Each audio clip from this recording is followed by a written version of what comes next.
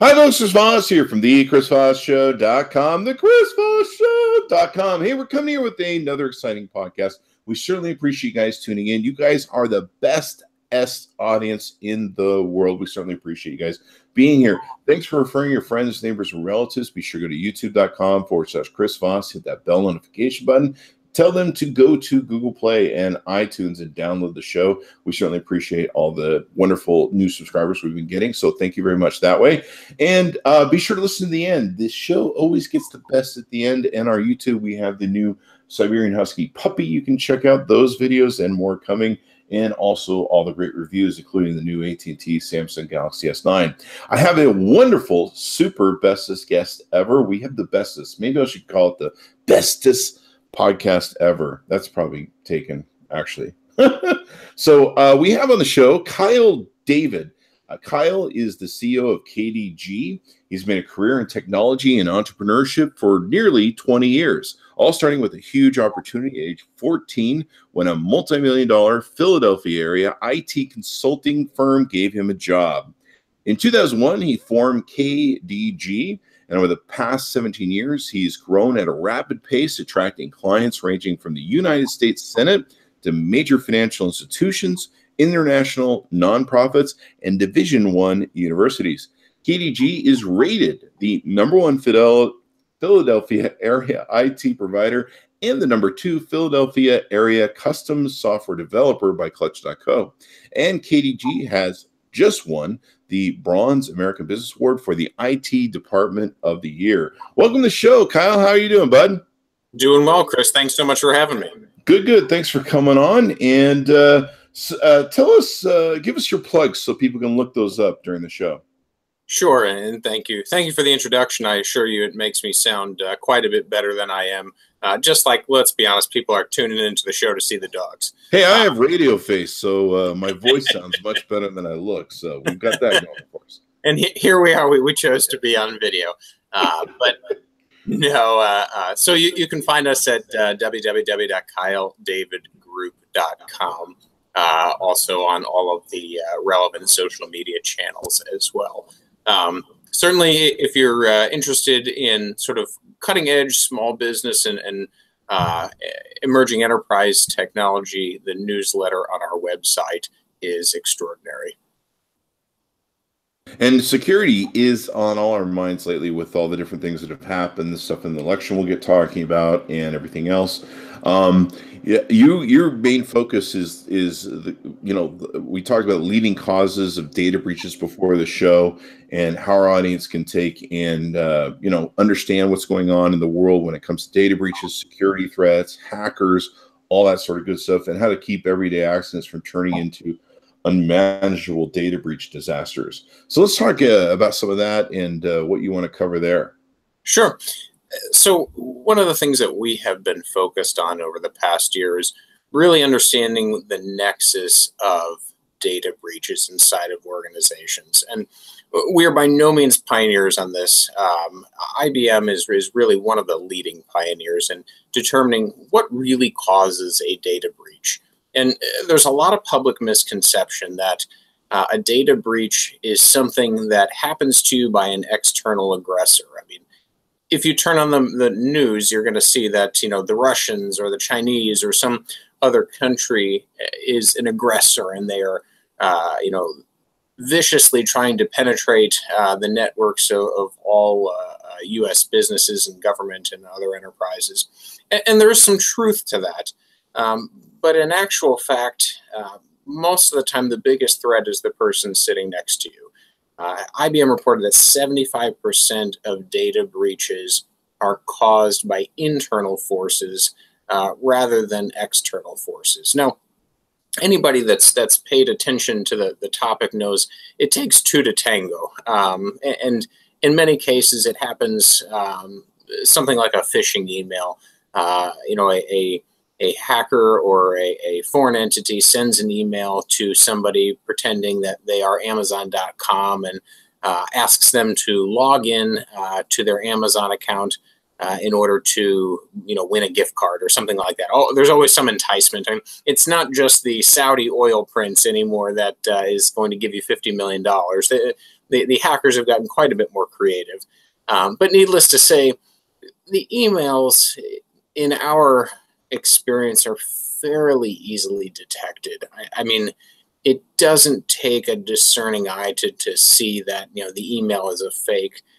Yet, without proper training, you've got a lot of people that will click that email. They'll freely give out their password, and before you know it, a data breach happens. And so there's a lot of data security issues that can really be mitigated with a strong attention to understanding the internal stakeholders within your organization, with as much emphasis as many organizations place on their firewalls and antivirus and things of that nature. Does that make sense?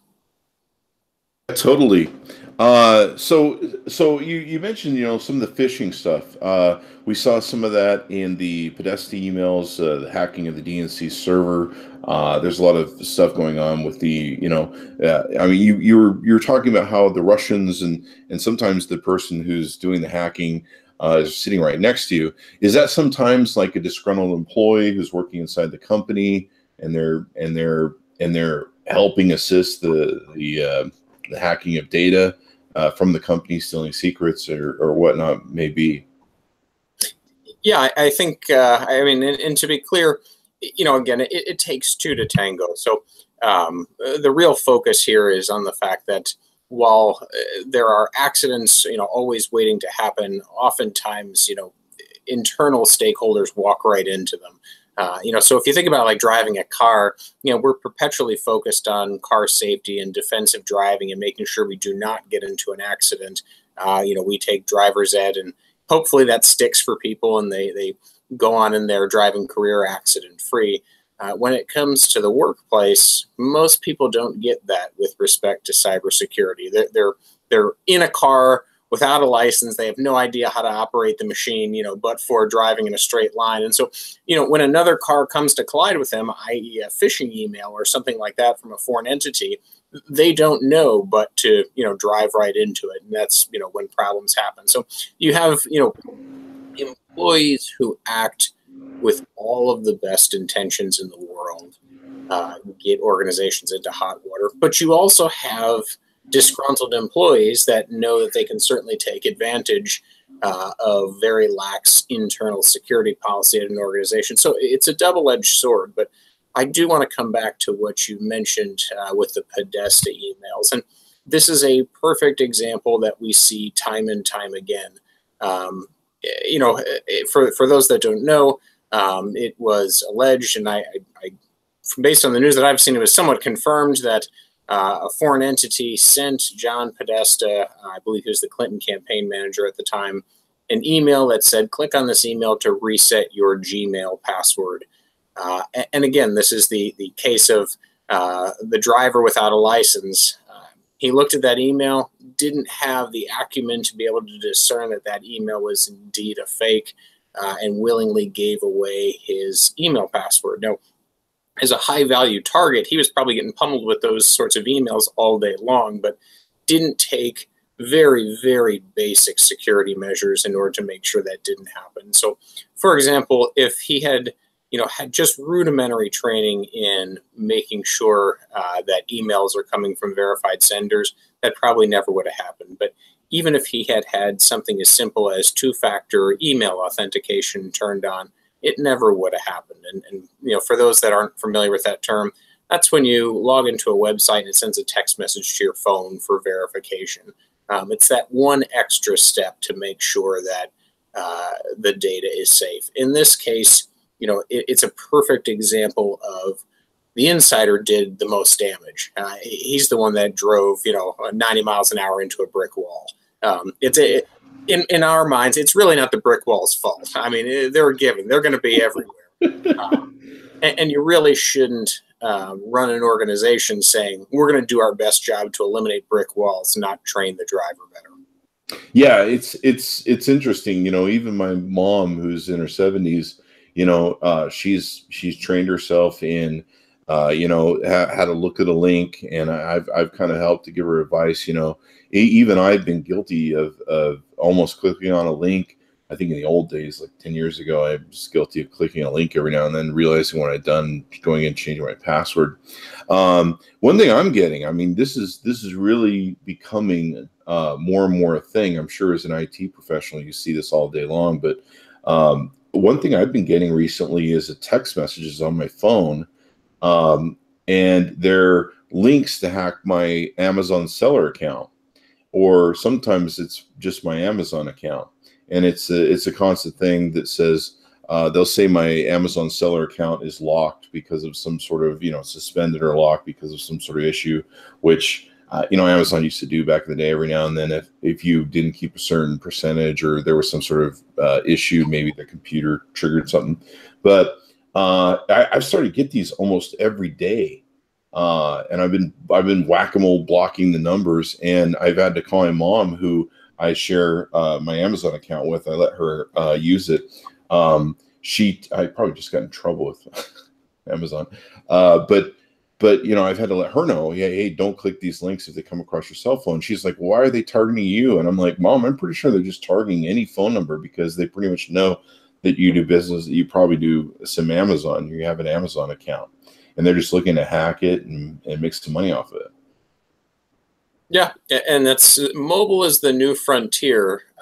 As computer users are becoming a little more savvy, mobile users are usually distracted by virtue of the fact that it's a mobile device. Hopefully they're not driving, but I've seen more than one person walk into a pole or a wall, while trying to text on their phone. So, there's attention elsewhere, and there's a better potential that somebody's not going to be discerning about what they click on. Now, it's a falsehood to say you have to be wary of everything that comes through. In actual fact, if you're using a trusted email provider, Gmail is a great one. Usually they do a lot of the filtering for you. So you don't have to worry that, every email you get may not be from the sender that's sending it. But again, what we really work with organizations to do is help their employees actually understand, basic, security for not just their data, but the company's data as well. It's becoming increasingly popular right now to find the lowest person on the food chain in a law firm and pummel them John Podesta style to get access to client files, because they're going to be there. We were involved in a case where a low-level office manager at a fairly nice-sized law firm was compromised, and with it, a lot of confidential, attorney-client privileged files came with her email. And the hackers, what they did was they went back to the law firm and said, look, if you'd like opposing counsel to have these, press 1. If you wouldn't like it, it's going to cost you a couple $1,000. It's bad. I mean, because particularly with the attorneys, they have a standard of care that's higher than the average bear. And these are the types of things that happen very commonly. So what we really do is, we break it out into two pieces. You've got your human firewall, everybody that works for you, and then you've got your hardware firewall. Leave that one to the geeks. And of course, the hardware firewall is to take away as many opportunities as possible for the human firewall to have to react. But if that human firewall isn't there, they're going to win every time. I mean, cybersecurity is a reactive game. And if you don't know how to react appropriately, you're just as strong as your weakest link. And for most organizations, sophisticated ones included, that does certainly include their employees. Yeah, the ChrisVossShow.com gets constantly pinged. It's just insane, constantly pinged to try and I don't know if the word is brute force, because they're not.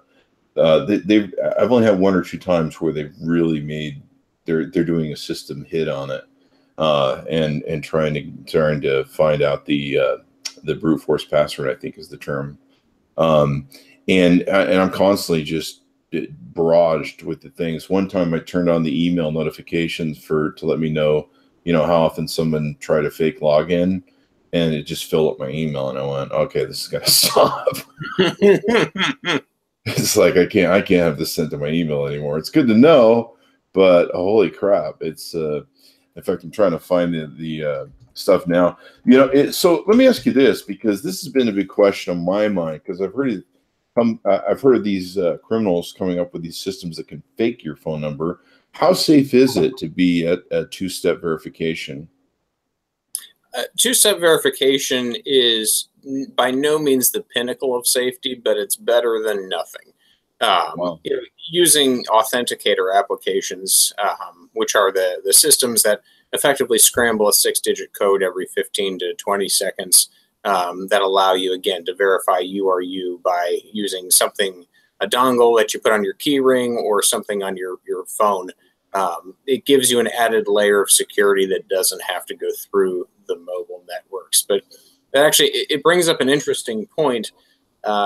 If you pretty much work for any organization now, if you don't have email on your phone, you're really not an employee. I mean, every organization is a 24-hour organization to some degree at this point, and so many people prefer to communicate by text and email that it's only natural for your employees to have their company email on their phones or use their personal phones for sending text messages to other employees.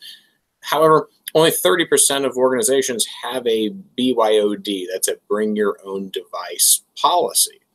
And so BYOD is a huge issue because the law is a little bit gray on this unless you have a policy in place. Who really owns the data? So everybody could probably imagine that one employee in their office that probably has way too many games and other sorts of garbage on their phone. Hey, if they got their company email on there too, guess what might get compromised?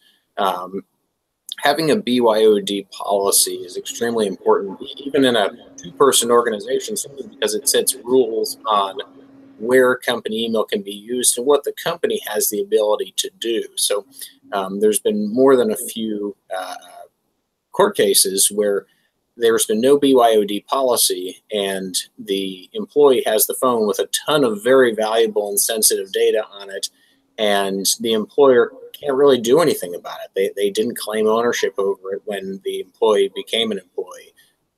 So therefore the employee can, walk off with it. More importantly for an organization, if you leave your phone at the airport or your personal computer for that matter that may have company files on it, if the company doesn't have the legal authority to wipe that device out so that it doesn't get into the wrong hands, you've got a big liability on your hands.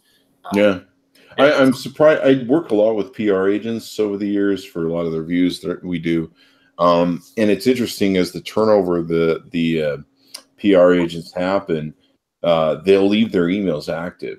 It's very rare I get a ping back saying this email's been closed. And so I'll be sending for, 6 months emails saying, hey, anything to review? And then suddenly someone will pick it up after like a year or two and be like, oh, hey, they're gone, by the way. And I'm just like, you let those emails just pile up and people have been trying to contact you for a year and no one's minding that business and that email's still live. And I imagine that causes some sort of security risk. It's a huge security risk. I mean, you had the case of I believe it was an engineering firm in Tennessee that same thing, just kind of emails lumped up in a former employee's inbox. And when that computer was passed to a new employee, about $400,000 worth of information was stolen right off of it immediately. So, these things are massive issues. But again, the unfortunate perception in most organizations, even very sophisticated organizations, is that the problem is out there. It's not in here. We're all good people that work for the company. It's the bad people on the outside that are coming for us. And in actual fact, it's not a cause to question, the integrity of your coworkers, but it's certainly a cause to question their data security literacy and whether or not they have the talents to be able to spot potential vulnerabilities and things that just don't look right. And companies, you're right. Companies need to learn to take and train their employees on, I've had people send me blind links and I've had to be a jerk and go, I'm sorry, the link that you just emailed me is blind. I can't see what's behind it and I'm not going to click it. And I'm sorry to be a jerk, but that's the way I gotta be. I'm looking at the word fence monitors for the ChrisVossShow.com to give you an example. Just in 1 week, we had over 251 IPs blocked from Russia alone, and 322 block counts. And then it goes downhill from there, of course, with more IPs blocked and pings of people trying to do it. Now I use two-factor identification to log into the site. You mentioned some of the different services. There's Authy, there's LastPass. Those are popular with me in protecting your stuff. But yeah, it's really hard. Sometimes you get these emails look so sophisticated, like the real thing from PayPal or Amazon or Walmart. And it's crazy what can happen nowadays. In fact, you might have some things we want to talk about with the Twitter hack that just happened, and it pretty much exposed everyone's password on Twitter.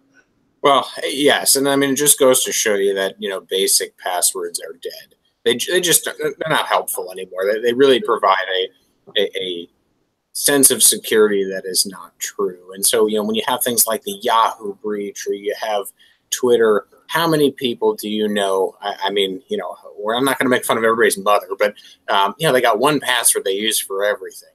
So when something as large as Twitter is hacked or Yahoo is hacked, think about how many other accounts that person has that are instantly compromised, and all this information is for sale on the dark web, and it's so bad at this point that, quite frankly, a lot of organizations are getting something called crypto locked, which you may be familiar with, where all their computers are shut down until they pay a ransom to a hacker who gained access to their systems, and all of a sudden all their systems have shut down.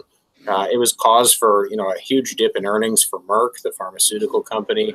Maersk, the shipping company, was out of business for a while. In fact, they were tweeting during their outage that they were navigating ships with pen and paper, old school style, because they just didn't have computer systems at that point. Yeah. So these large scale hacks are a threat to everybody, but it just emphasizes that password security isn't enough. So if you're thinking to yourself, man, I get into all of my work systems or organization systems with just a password, there should be that tingling feeling in your stomach that it's probably time to upgrade and educate yourself a little bit more on how to be a better steward of your own data.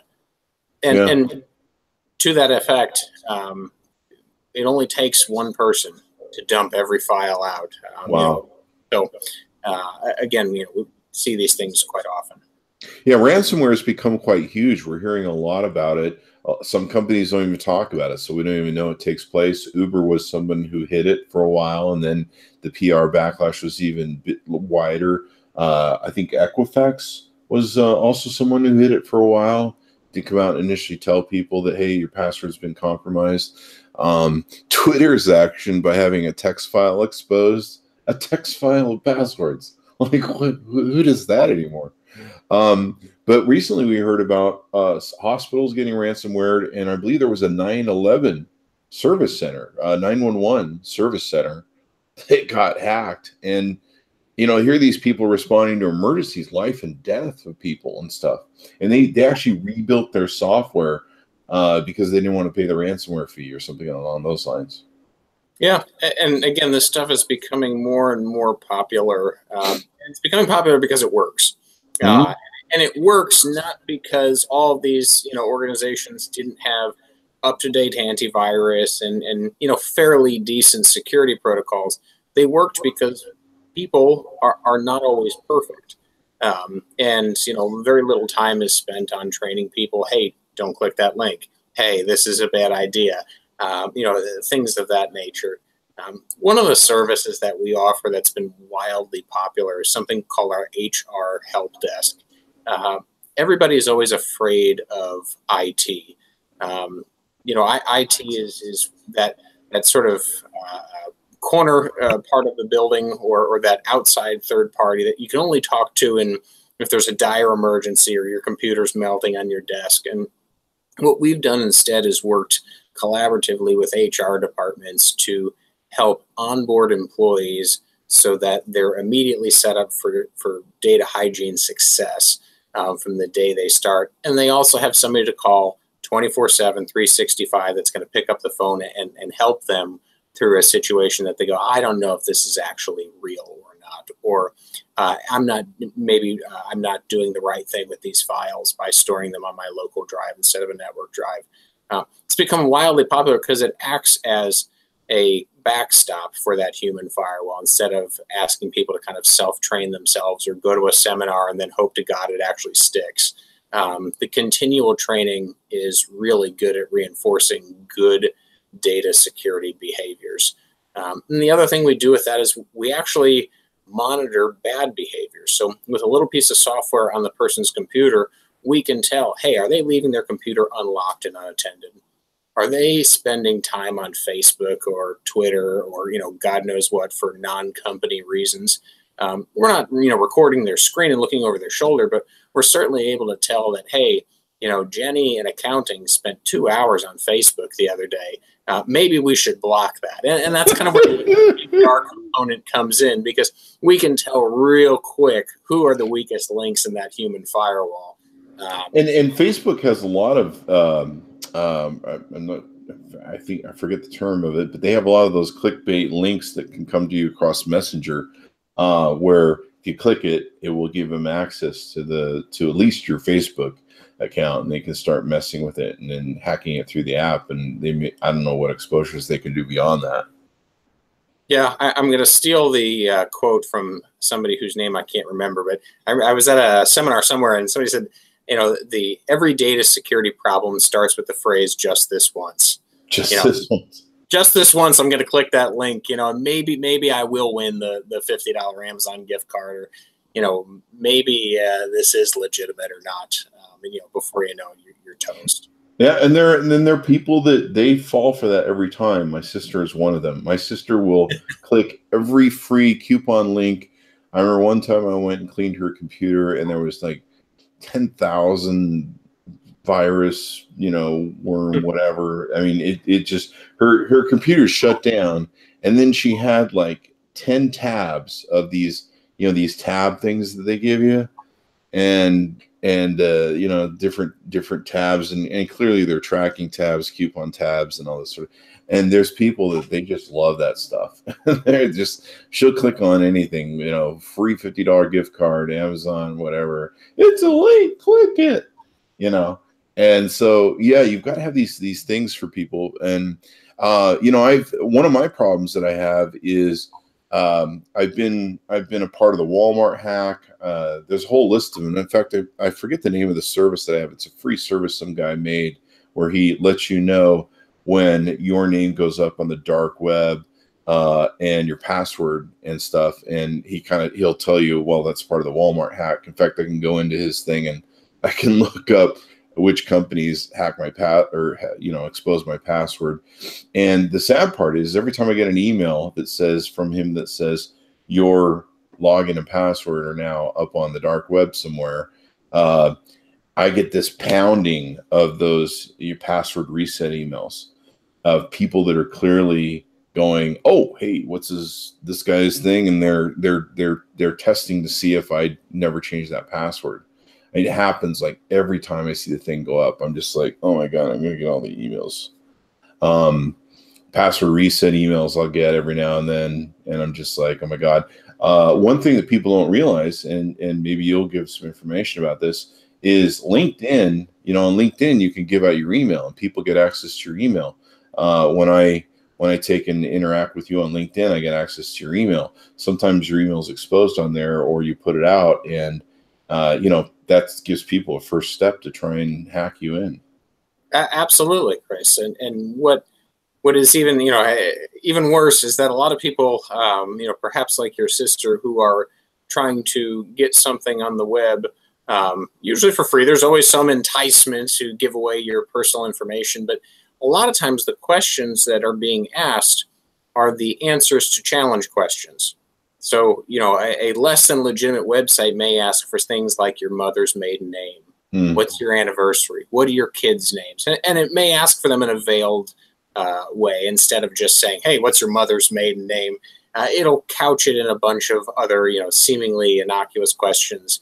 And all of a sudden, they've got all of your password challenge questions. Yeah. Those things are just so common. So when you see something on Have I Been Pawned, is perhaps one of the websites that yes, that's it. if you're on the dark web. Well, what happens is, again, these folks are not dumb. So they'll look at it and they'll say, hey, here's an email I know that has a JP Morgan Chase account. Here are the 10 challenge questions for JP Morgan Chase. Wow. We're going to strategically pummel those people until we get their challenge questions and then gain access. And when you're dealing with a sample size of 100,000, potential accounts, all you need is, 0.5%, and you're rolling in dough. I suppose if you really want to get into someone's account too, you can look at like their Facebook or Twitter, and you can find things about them, like the names of their dogs, hometowns, where they went to high school. I always kind of giggle anytime I see, I think there's a couple companies that annually publish the top bad passwords that you have. And it's just amazing, like Princess is one of them that people use. And I always love that. I always remind me of that joke from the movie. What was the movie? Spaceballs. Yeah. The 1, 2, 3, 4, 5. That's the code for my luggage. It's true. I mean, and that's, you're dealing with the ultra, primitive as far as security is concerned when you're using, such rudimentary or dictionary based passwords. Yeah. And I've seen the hashing computers that they have that can process like, I don't know what it is, but it's like millions of passwords and password combinations. And they literally start from like, I don't know, 1, 2, 3, 4, and then it goes through every combination. And I guess a lot of the hashing things, they kind of know the most popular idiot passwords that people use. And it's interesting to me what the future is going to be, because a lot of people have said that there's not going to be a world wars in the future that we fight with guns and battles. It's going to be cyber war. And certainly, we've heard of, most people have no idea that our nuclear systems right now, our nuclear power plants, are constantly barraged. I think the Chris Voss Show is barraged. They're constantly barraged with hacking. In fact, there was a report recently that Russian had gained some access to some of the areas of the computer stuff. And if they could throw a reactor offline and cause a nuclear meltdown, especially in places like New York with the, I think it's the Indian Creek or Indian River nuclear system, they could shut down New York City. They'd turn off all the power, and not only that, they'd have a nuclear fallout situation, which probably would put us into some sort of economic tailspin if you were to wipe out New York City. And the fact that they're trying to hack those so they can do stuff like that is just staggeringly scary. Oh, most certainly.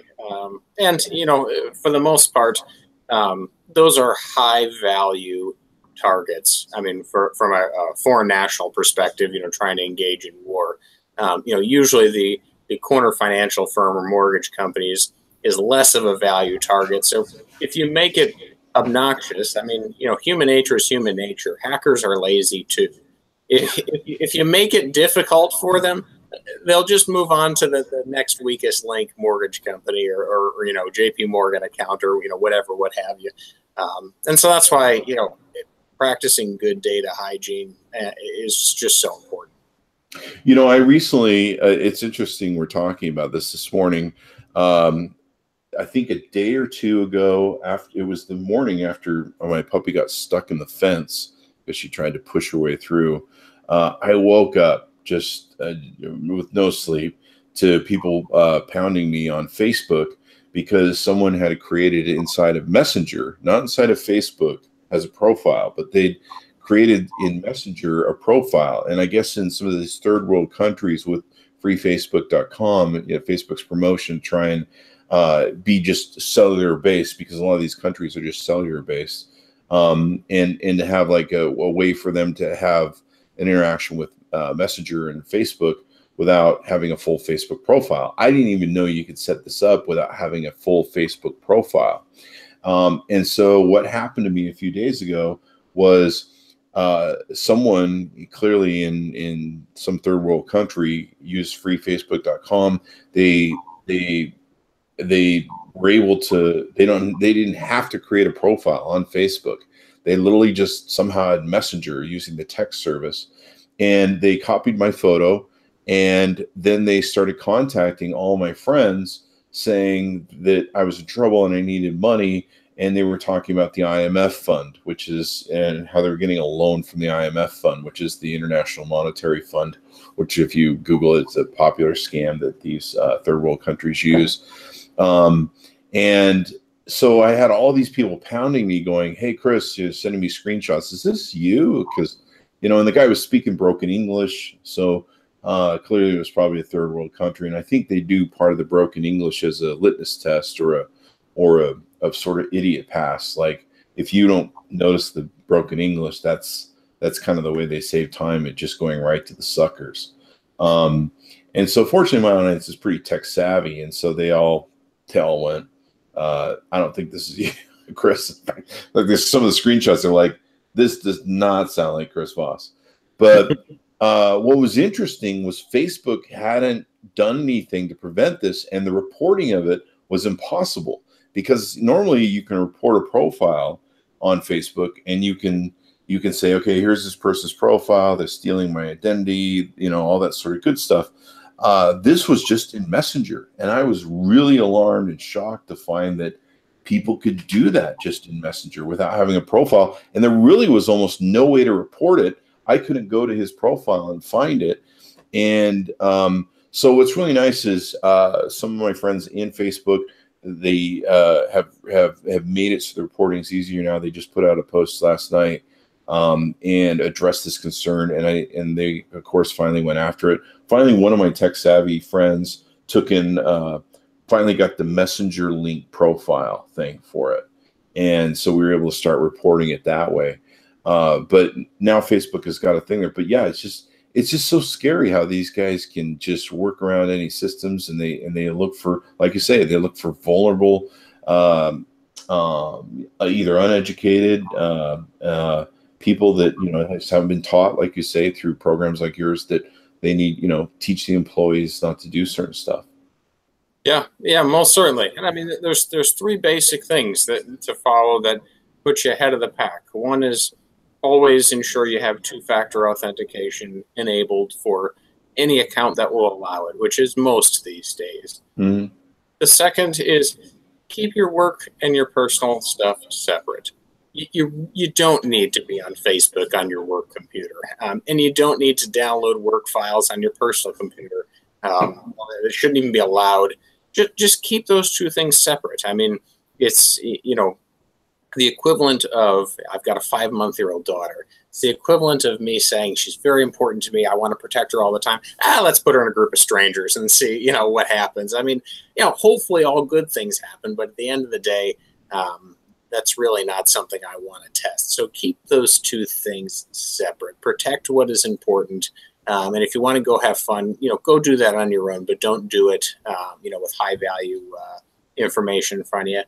And the third thing is just be vigilant. If something doesn't sound right, it's probably not right. And, time and time again, it's that just this once, it's too good to be true. Oh, a 1% mortgage. The adversaries in these cases, they know they know that everybody's past the $50 million lottery winner in Nigeria. They're now on to providing you a deal that's a little bit better than the average. Mm-hmm. And they're getting more and more suckers every day just by providing, flat screen TVs at a couple $100 below market. So, just be vigilant. And with those three things, most people do pretty well. And we see this from just small employees, and of course, ransomware just must be a nightmare. I can't imagine owning a company getting ransomware, and suddenly your whole company's on lockdown.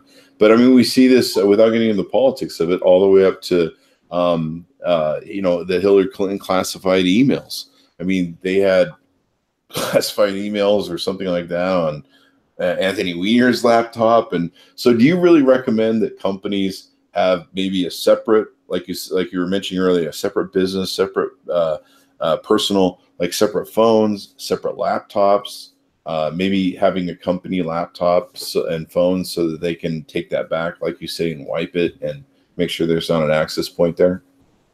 Yes. I mean, I don't think it's practical this day and age to issue everybody a company cell phone in addition to their personal one. But there's lots of software that you can put on to protect company email, even if it's on somebody's personal device. But certainly issue them a company protected laptop if they're dealing with any data outside of the office. It's just, good data practice 101 to make sure that somebody can't do something with all the right intentions and take down your whole company. And that brings to one really important point. Buy insurance. You never know what's going to happen, but the right cyber insurance will save your business. 70% of businesses that are hacked are out of business in 6 months. Wow. 70%. It doesn't matter the size. And we have seen some very large companies. They didn't go out of business. In order to save face, they liquidated their company to another company. And, the press agents come out and they say that they were acquired and they make it sound nice, but in actual fact, they couldn't sustain business anymore. Wow. They had either lost the trust of their client base or some incredibly significant aspect of their business was compromised beyond repair. So buy insurance. Yeah, I mean, losing trust is so huge with companies. And, I was part of the Walmart hack. I don't know when it happened, but it was, I don't know, 5 or 7 years ago or something like that. And it's still people ping that email. A couple of years ago, I got an email that said, hey, man, in the Alabama Walmart store, your new iPhone is going to be waiting at 3 o'clock today, and we're going to be charging a credit card. And at first, I thought it was a joke. I thought it was like a hack, like a phishing hack, where somebody was trying to get me to click a link. And so I got a second one that they were preparing the order, and I went, I better go check my thing. So I went directly to my account because I don't like clicking links, obviously. And sure enough, some guy off the thing had gained access to my Walmart account and ordered himself an iPhone. Thank God all the credit cards that were on I don't think I stored credit cards on that, but any credit card I had on there was like really old and outdated. And so I contacted the Walmart in Alabama, where the local Walmart where this iPhone was supposed to be picked up. And I even Googled the guy's address that he put into my system. And it was like 1 millionth Main Street or something. I mean, it was, like Google Maps went like, what, you're on drugs.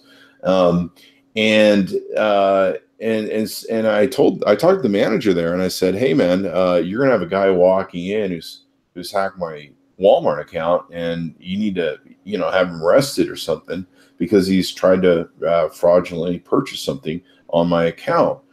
And you would think they would care. You would think that Walmart would be like, hey, security is like a really important thing.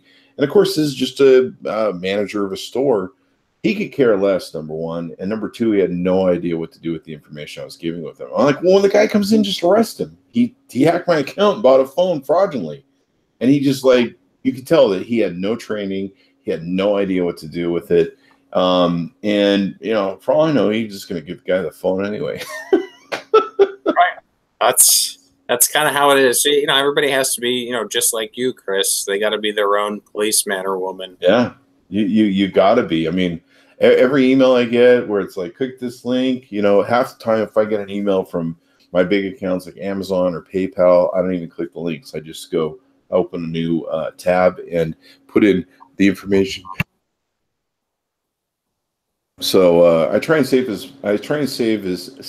as safe as possible. But one of the problems is when you're on a computer, you can kind of look at the link in Gmail. You can see where it's going. You can kind of get an assessment. When you're on mobile, it's so easy to either accidentally click a link or you can't really see where that link's going because you've got just that little screen. Sometimes you're half asleep or whatever. But you definitely bring up some really important points when it comes to safety and security of the company's assets.